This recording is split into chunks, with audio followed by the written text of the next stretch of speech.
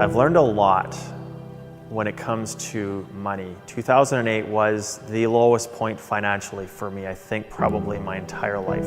Bad decisions, bad habits. I just kept piling up and piling up and piling up. I was in over $400,000 in debt. Every night my mind just would not shut off. Where am I going to find the means to close this month with covering all the bills? And it wasn't there. Had all this credit card debt, just racked up over time. I always felt that the business was going to pay enough that we just wipe it all out at once, and just kept spending and not paying things off. There was just so much happening in terms of the debt and collections and creditors, and it was stressful. You know, just not being able to sleep at night, just wondering what can I do to start paying off this stuff. Like it just to me felt like it was never going to happen.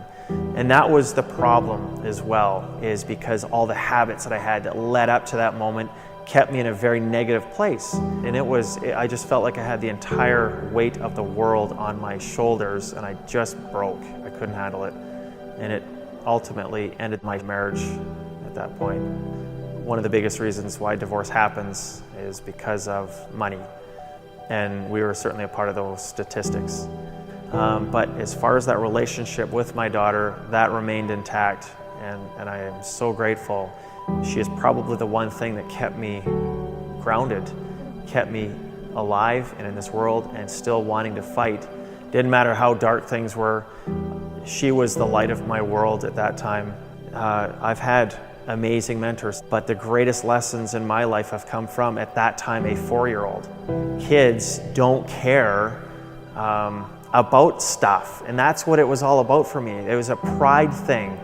But when things started happening as far as paying the debt off, I started thinking differently. Not of like, I can't do this. It's like, well, how am I going to make this happen? In a positive way, how can I put things together to pay this debt off? And it just was a shift in my thinking. So from a very dark place came great things. I honestly believe that if I wasn't there, I never would have made it to where I'm at today, and especially in such a short period of time. And this is what my passion is, my desire is to reach out and show people. It's just a matter of learning little things, and then all of a sudden opportunities start to appear. It's just a decision to change.